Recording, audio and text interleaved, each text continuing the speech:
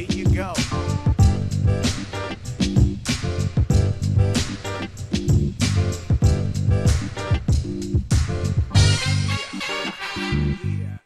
Deflection. That's the nothing personal word of the day. It is Friday, August 25th, 2023, and there's a lot of deflection going on in the world of Major League Baseball. You're going to hear that as a thread as we do this Friday show live on the Nothing Personal with David Samson YouTube channel. And if you're listening and not watching, thank you. But if you are watching, we're going to start deflecting. Deflecting is great. Let's start with the Los Angeles Angels of Anaheim and the Shohei Ohtani injury. Everybody's deflecting the blame because everyone, as we've talked about on this show, that's a weird verbal crutch I have. It doesn't matter that we've talked about it before. It's something that is interesting to talk about now in my mind. When you lose games, when you don't perform at the level you're supposed to perform at, when your company doesn't perform, when you don't personally perform, when something doesn't happen that you expected to have, everyone's got to blame somebody. That's the rule. I don't quite get that. And you got to make sure, not my fault, John over there was supposed to do it.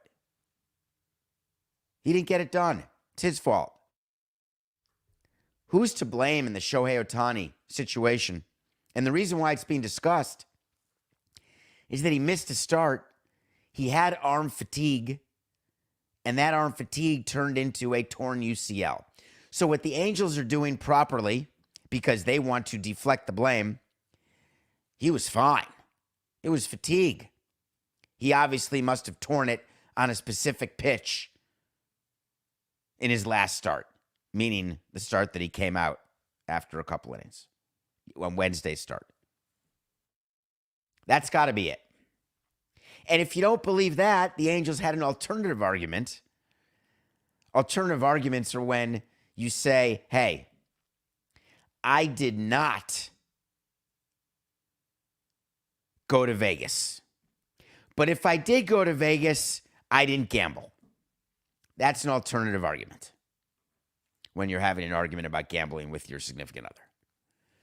The Angels, he was not complaining.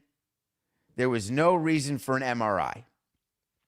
And if there were a reason for an MRI, it would only be because he would ask for it. The Angels started with that line of reasoning, which is, hey, he knows his body better than we do. He tells us when he's ready to go. He tells us when he's ready to pitch. He dictates his own schedule. I grant you, Ohtani is a special, generational talent. One of the most overused expressions. He's a generational guy. I like that. He is. Maybe. I mean, 3 of the best years you'll ever see in a row in the history of baseball. Yes. A generation is not defined as far as I can tell. And we looked pre-show. Generations are never 3 years long. But let's just say generational. I had a couple generational guys. Never once did they dictate their playing, their career. The only exception, and the reason I'm knowledgeable about this and why it makes me crazy and triggering, is the Jose Fernandez situation where his agent required us to push his start back a day as a settlement for him going above his prescribed pitch count in his last start, it turns out, ever against Philadelphia. So you're asking me if I'm triggered or if I deflect blame. I don't. I take the blame that I allowed myself to be influenced in that specific instance. But for a team to come out and say, hey, when Ohtani, he just lets us know. You can't run your team that way. What do you say, like 3 days in advance? Hey, Shohei, are you good to go next Wednesday? We got to plan a rotation. We may need to make roster moves. We got to have someone ready. It's not how it happens. So what interests me now with Shohei Ohtani is what he's going to do. And we're reading everywhere, breaking news. Shohei Ohtani has boarded the plane for New York to play against whatever that team is. The New York Mets. We promised we wouldn't even talk about them. Do not put their name in your mouth. History would tell us that he likes hitting, he wants to hit, he's going to keep hitting, and he's going to delay Tommy John. What's the difference? Do it in a month instead of today. They're not going to make the playoffs. The season ends in a little over a month. No problem. I vehemently disagree with that. It is a big problem. Every day that you delay Tommy John is a day that you will not play in 2024. So what would be his reason? He loves the game? He doesn't want to let his teammates down? He thinks the Angels still have a chance? Don't say it. He wants to get 50 home runs? No. That is not at all how Japanese players think. Does he have an interest in finishing what he started, not looking like a quitter? Shohei, a little word of advice. Please, get your second opinion. The way second opinions work is they come from a pre-approved list. In the collective bargaining agreement, there's a pre-approved list of who second opinion doctors can be. Players are allowed to get a second opinion. The first opinion is from the team doctor, then the players get a second opinion from an approved doctor, and then you talk to the team. But the team doesn't decide which players get surgery when. The player does. We can't force our players to get Tommy John. We can't force our players to get the bone chip removed. Your arm's locked up. You can't straighten it. I think you should get surgery to remove bone chips. All right, I don't want surgery. Fine. You're not pitching. Not our problem.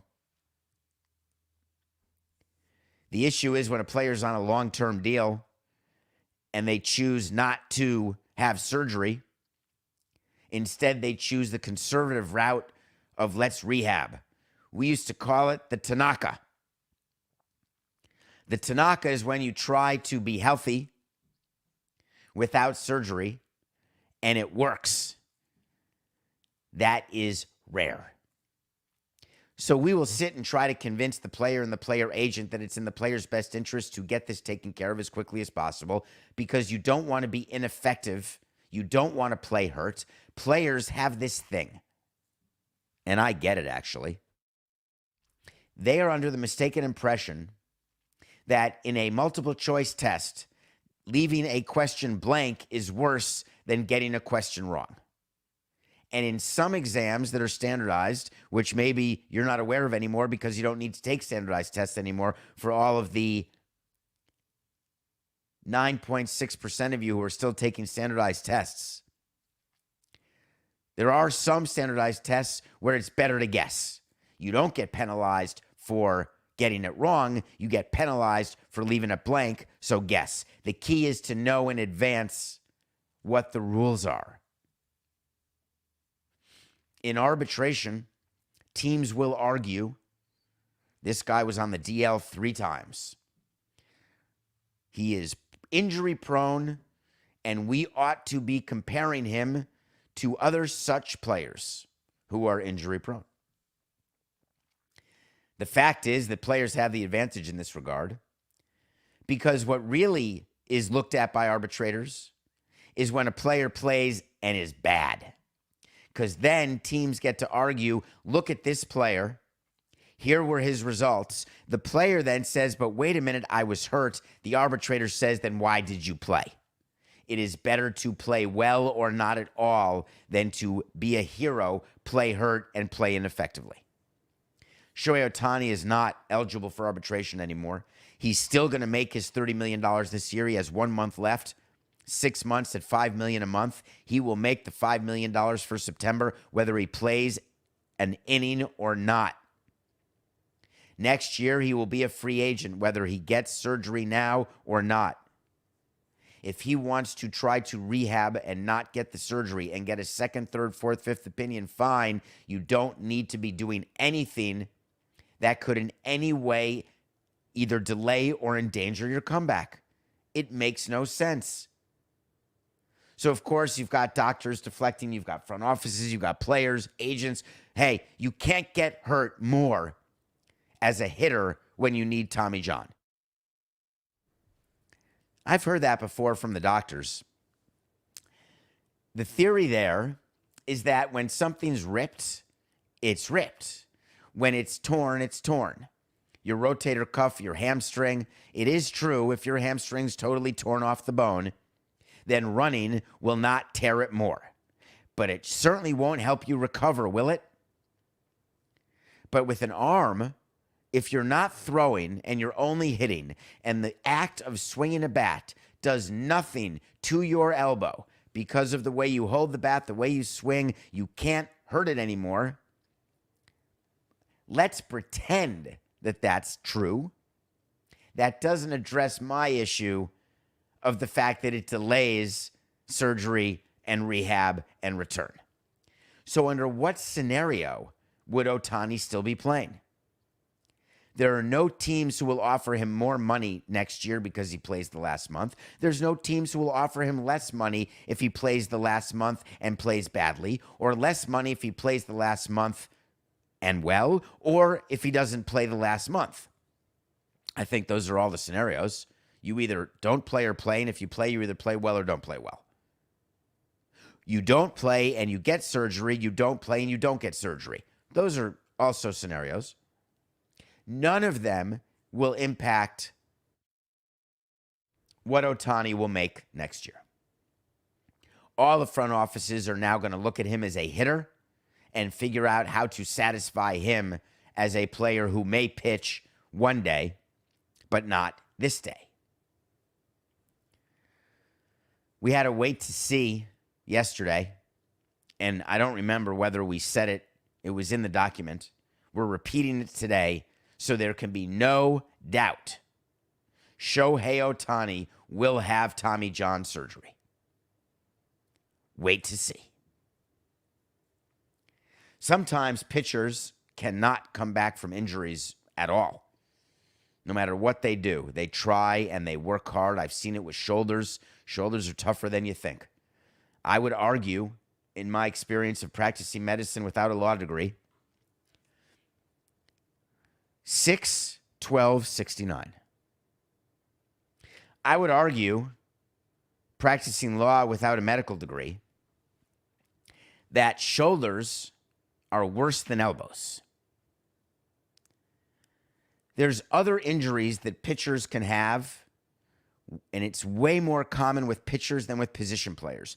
Position players, when you sign them to long-term deals and you think about insuring them, insuring a contract is when you go to a company, you pay a huge premium every year.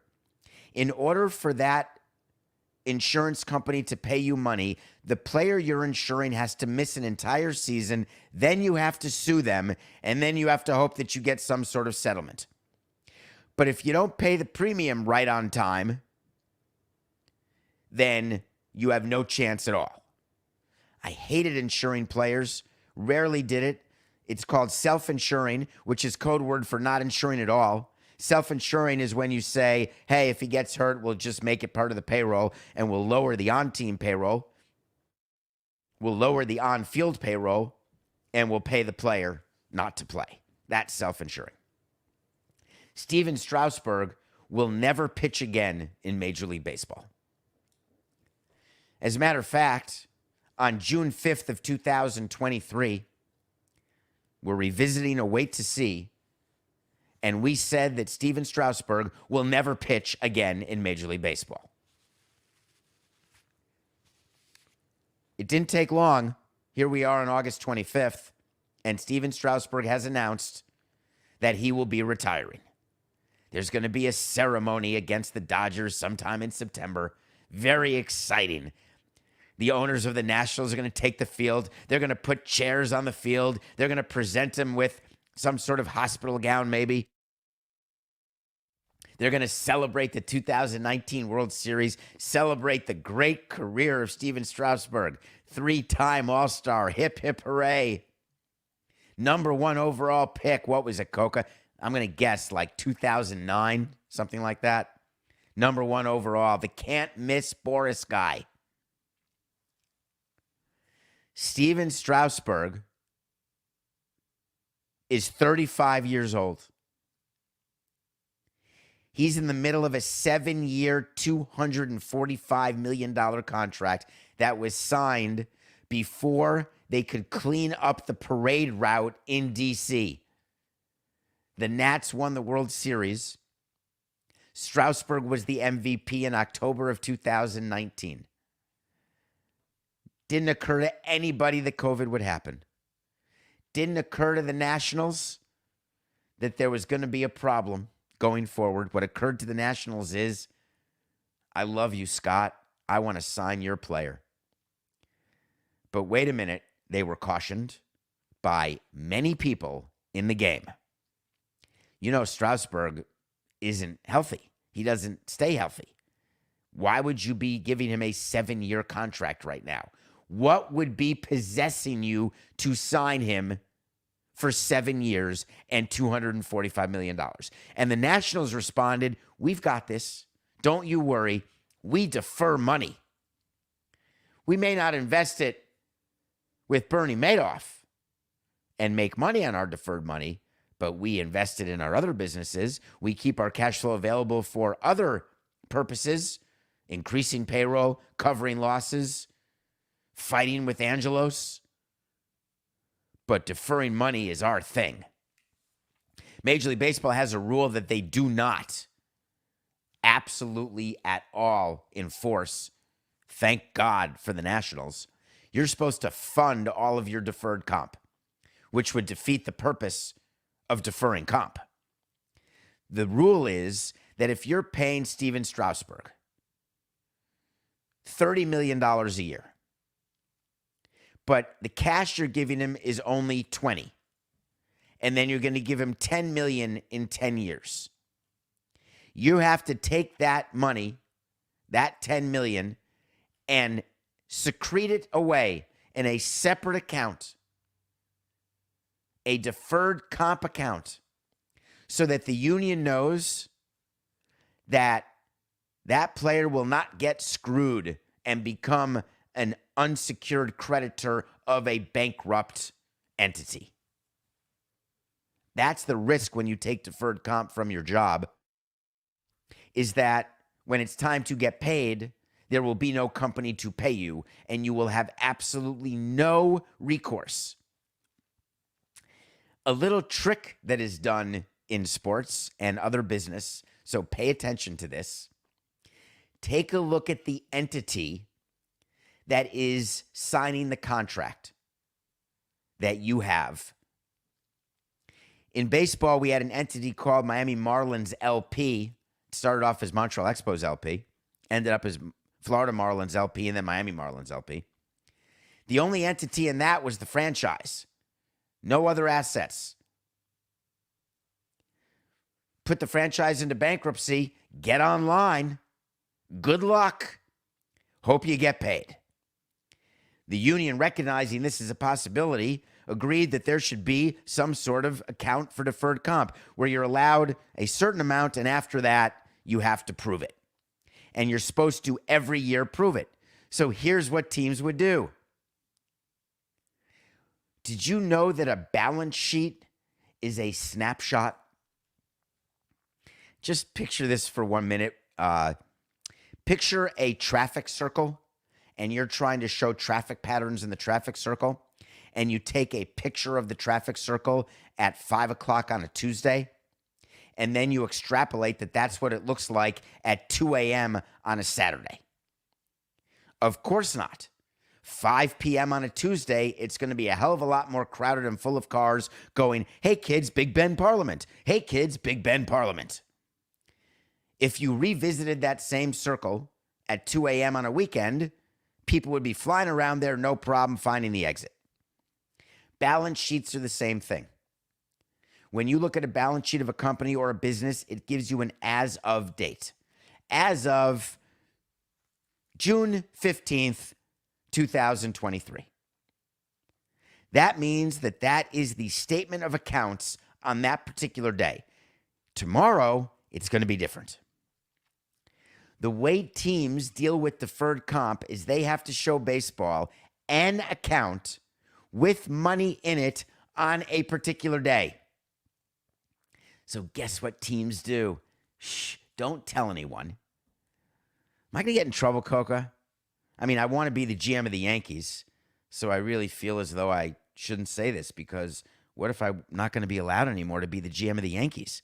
Oh, no, Jeter will be the GM of the Yankees, so I'm fine. I'm totally fine. What teams do is they transfer money from a credit line into an account.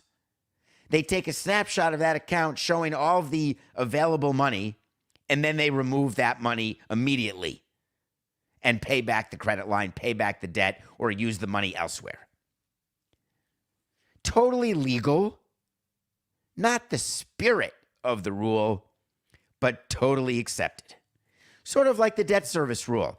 There was a great spirit there, but the union never really understood that by agreeing to the debt service rule, which is a rule in baseball where a team can only have so much debt, that had a quashing impact on payroll. The owners wanted that rule because they wanted to keep payroll down. And there's all these punishments if you violate the debt service rule. We violated the debt service rule every year. You want proof that John Fisher's not lying about what the Oakland A's are losing? Or that I wasn't lying? Why don't you ask baseball how many times we were in violation of the debt service rule? And do you know how you're in violation of the debt service rule?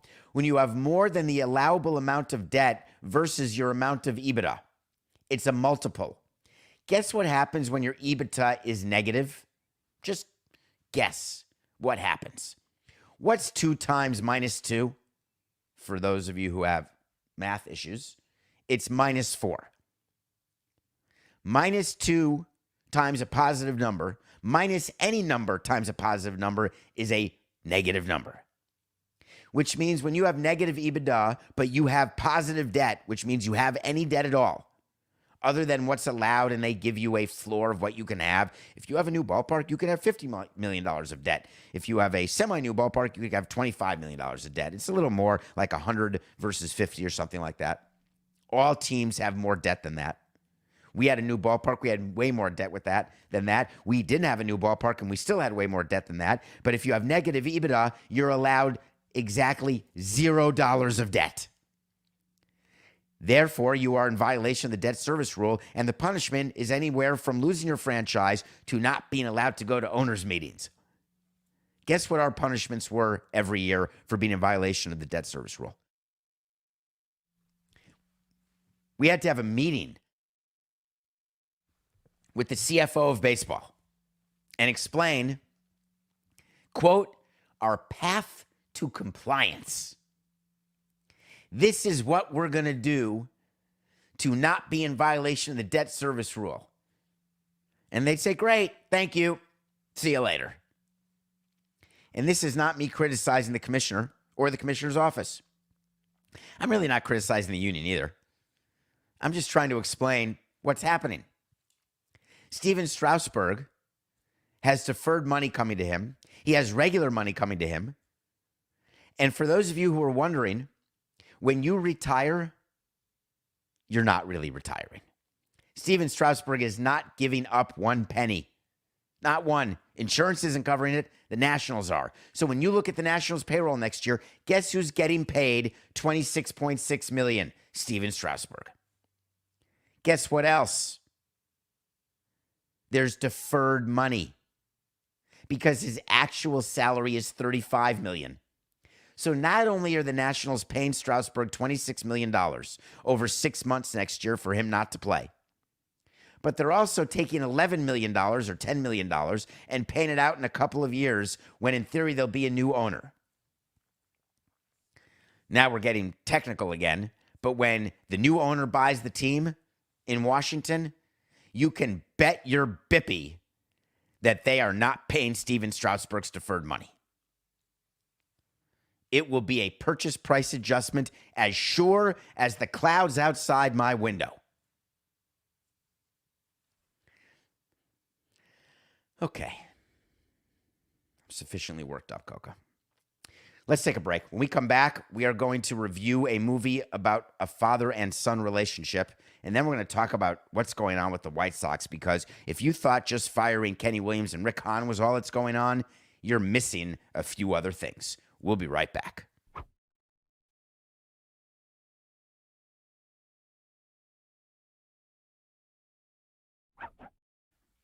Welcome back to Nothing Personal. It's David Samson.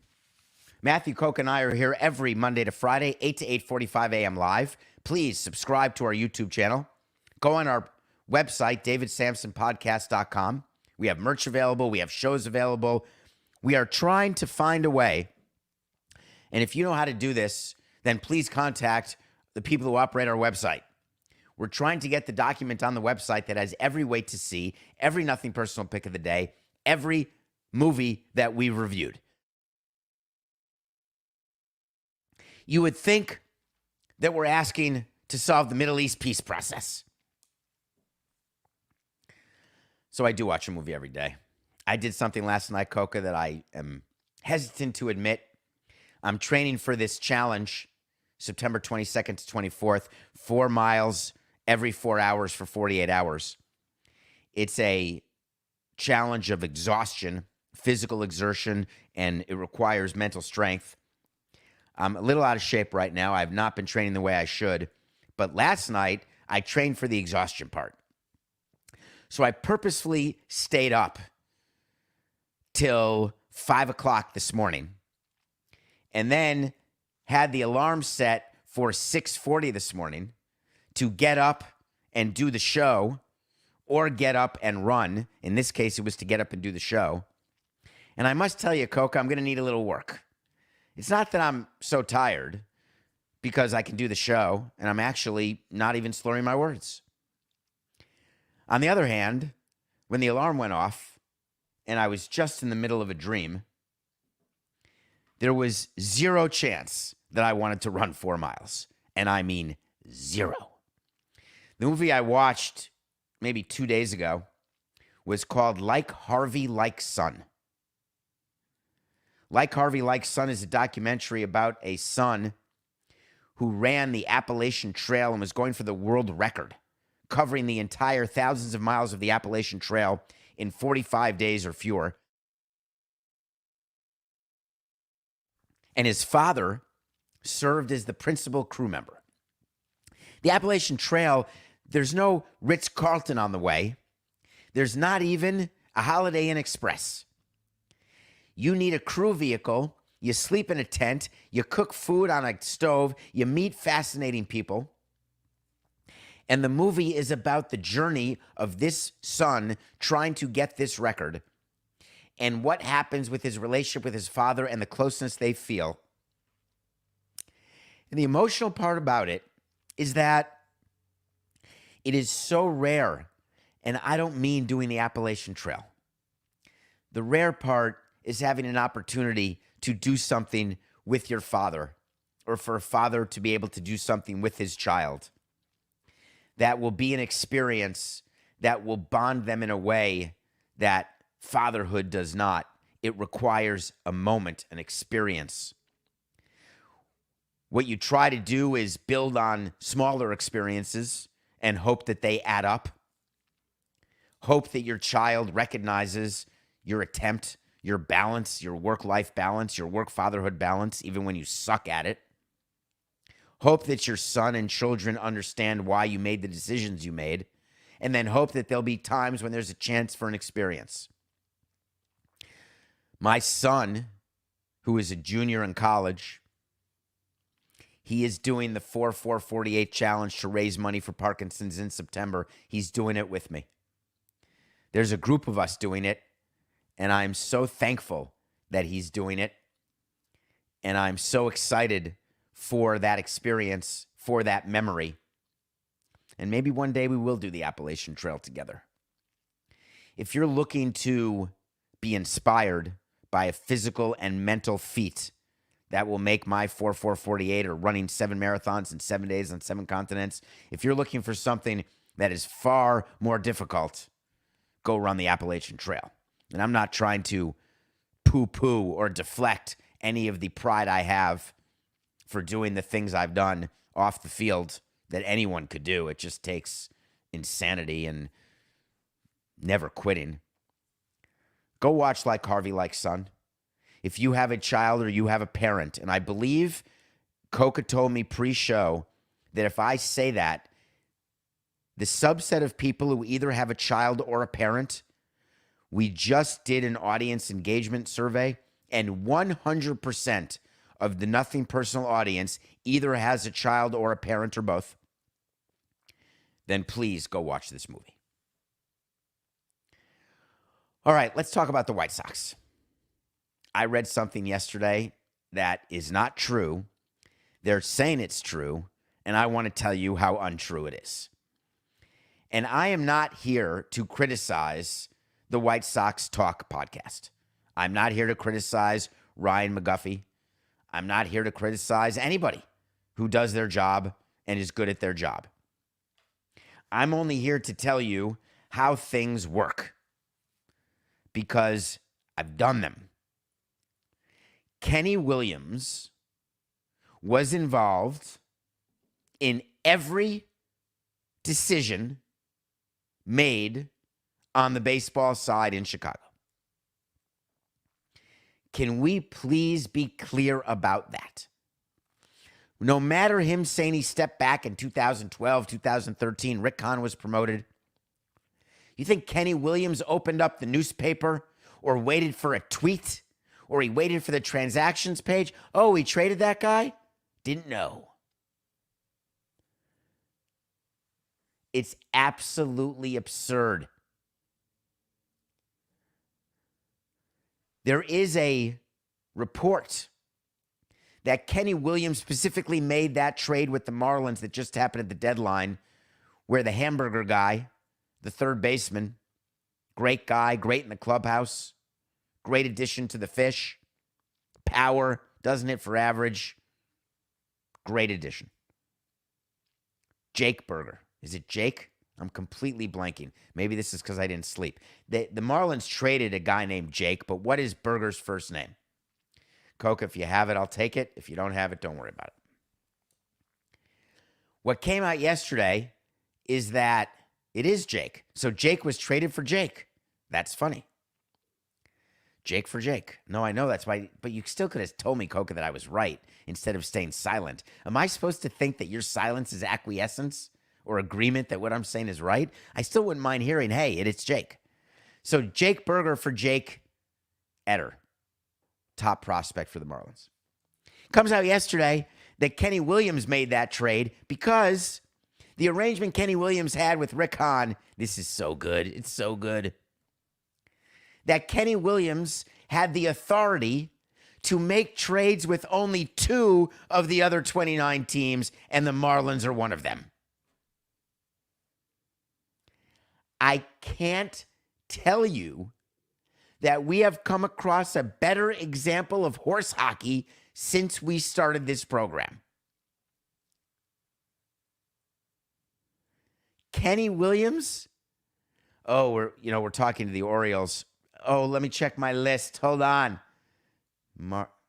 No, not on my list. Sorry, can't talk to you. Hey, we're at owners' meetings. Hey, Kenny. I saw Kenny at a million owners' meetings. Hey, Kenny, what do you got? What do we got going? Nope, can't talk to you. Oh, no, I can. The Marlins are on the list. Expos aren't. It's so ridiculous. That's a pretty good level of dysfunction when what they're going out there saying and want to get the word out is that Kenny had nothing to do with the demise and the fall. He's a son to Jerry. Terrible that we had to fire Kenny. Here's a question. If Kenny had nothing to do with the baseball decisions, then why do you have to fire Kenny Williams? If Kenny only was dealing with 2 teams, don't you want to wait to see if Jake Eder pans out as a White Sox player? What do you say? What's the plural of White Sox? The White Sox. You're a member of the Chicago White Sox. All the different White Sox players. Yeah, it's the same thing. Gaggle of geese. That doesn't seem to follow. I don't quite get it. The whole release by Jerry Reinsdorf would indicate that Kenny Williams did have the authority, the power to steer trades to more than two teams and to be involved in baseball because, as Jerry said, it's an old cliche, but we're a results-driven business. I would only assume they fired their head of ticket sales, their head of corporate sales, their head of business operations, and maybe even the owner fired himself. Would you give me a break? It's a pretty good level of dysfunction, isn't it? NFL preseason starts this weekend. That's it. No more baseball talk. Nothing Personal is committed to bringing you the latest and greatest in these amazing NFL preseason games. Who's covering what, when, how, and where? Who's hurt? Who's fighting? Nope, not preseason games. Sorry. I wanted to say that differently, Coca. Ready? 269. Nothing Personal is committed to bringing to you what happens in all the NFL joint practices, all the exciting fights, all the competition that has replaced preseason games as the field where it happens prior to the regular season. Have you been reading about these joint practices and all the fights? Earlier this week, Jason Kelce, half of the Kelce brothers, he of the Eagles. Remember that fight he got in with the Colts? The Eagles were playing the Colts, and they were having a joint practice, and then they were playing a preseason game. But in the joint practice, they had a fight, and then Kelce apologized. He said it's too much. Shouldn't have done it. Meanwhile, there's all these fights happening all the time because all these joint practices keep getting canceled. And it got me thinking, what are we doing here? How close are we to gambling on the result of a series during a joint practice? 3 and out. It's 4-1 that the Eagles will go 3 and out in the fourth series of the joint practice on August 10th, 2023. Why aren't we betting on that? The players seem to be taking that more seriously than games. No one plays in preseason games anymore. It's very weird. You wouldn't have a baseball player start a season without playing spring training games. You wouldn't have a basketball player play a season without playing preseason games. You don't play the full game. You don't play the maximum minutes. You see what baseball players do. They start with 1 at-bat or 2 at-bats, and they work their way up. Pitchers start with 1 inning or 2 innings and work their way up. In football, don't you worry. It's not a dangerous sport. But we don't want players playing any longer than they have to. No extra snaps, no nothing. As a matter of fact, we're going to put in the collective bargaining agreement how often we can even practice with pads because their heads start hurting when they hit each other. The reason why I smile at this, and it's a very serious topic, is that there's a lot of money in the gambling space for preseason games. There is a lot of money in preseason. When you're a season ticket holder in football, you are not buying an 8 or 9 game package. The reason I say 8 or 9 is football teams now with the expanded 17th game, they switch off. 1 year they have 8 home games, 1 year they have 9 home games. But as a season ticket holder, guess what you're buying? You guessed it, the preseason games. You can't be a season ticket holder without buying them. The NBA does it too. When you buy an NBA season ticket package, you must buy the home preseason games. We don't do that in baseball only because they're played at different venues. You can't make people buy season tickets in Arizona when you are a season ticket holder in Pittsburgh. I get that. I was always upset about that because our spring training, we were one of the 2 teams that went north at the end of spring training, and our spring training was always right near our ballpark in the same city. I never understood why we couldn't combine it. Oh, that's right. We had no demand.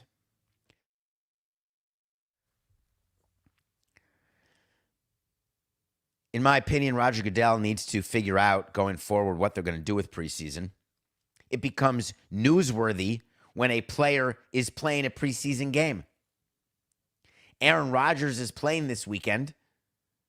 And Robert Saleh had to come out with a quote saying, hey, I know he hasn't played a preseason game since 2018, but we got to get him ready. We want to get him used to the MetLife turf. Would you give me a break? We want to play him behind his offensive line. We want him to have confidence. The reason Aaron Rodgers hasn't played since 2018 in preseason, he doesn't want to play. Why would he bother? Which means, what's the use of preseason other than the money? The reason why I think changes have to be made is when you've got a sport where they don't want their best players playing because they don't need the warm-up, and the risk of injury is so great, I think you've got a bigger underlying problem. But Aaron Rodgers is going to play this Saturday night against the Giants. That'll be awfully exciting. People are going to come to the game, and if you're stuck online at the urinal, you may miss him. Oh, no, he'll play more than one series. That's the criteria. Aaron Rodgers came in and played for 2 possessions. If you got a hot dog at MetLife Stadium, I don't know who you're going to watch because Mike White's in concussion protocol from a preseason game. I like the fact that coaches don't want their players fighting. We would encourage our players not to fight. It's not worth it. Why have self-inflicted injuries? I like talking to you about self-inflicted stuff. I love the fact, and I mean love the fact, that the coach of the Browns, Albert Breer, wrote an article. He's an NFL writer, and his name is Kevin Stefanski. He's got a rule, and it's a very simple rule. If you're in a joint practice and you get into a fight, guess what? You've got to play in the preseason. Isn't that amazing? It's like punishment. If you get into a fight in school, then you're not allowed to go to recess. All right, I'm not going to get into a fight. I love recess. Players so badly don't want to play preseason games that's the punishment. It's so good. It's so good. I think changes will have to be made.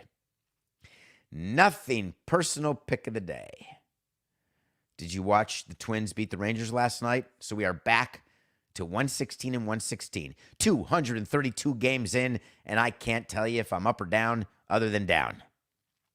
All right, I got 2 games for you to focus on. A lot of, you know what? I don't want to be that guy, Coca. I don't want to be the guy. There's a lot of important series this weekend. That is what I do as an analyst on CBS, and I like doing that. I like saying that. This is a critical series. You want to draw interest in the series. As team president, we would say, this is very important that we have to win 2 out of 3. We'll sit with our manager and say that. I'll go on the air and say, this is really an important series. The team has to win 2 out of 3. You don't need to say that on August 25th. If you are within 5 games of a wild card spot, you are 6 days away from being able to send out playoff invoices because you can send them out if you're within 5 games on September 1st. That was my rule. Every series is important. If you've got a 14-game lead and you haven't yet clinched the division, it's still important. It becomes less important when you've clinched your spot. So I'm not going to tell you that the Brewers and Padres have an important series. The Rays and Yankees, very important series. They're fun to watch, though. We're going to go the Brewers over the Padres tonight. I can't possibly do enough segments on the disaster that is the Padres. They have somehow not gotten as much attention as the Mets disaster, as the Yankees disaster. That's very East Coast bias. I get how West Coast people feel. Oh, there's so much East Coast bias. No one's paying attention to us on the West Coast.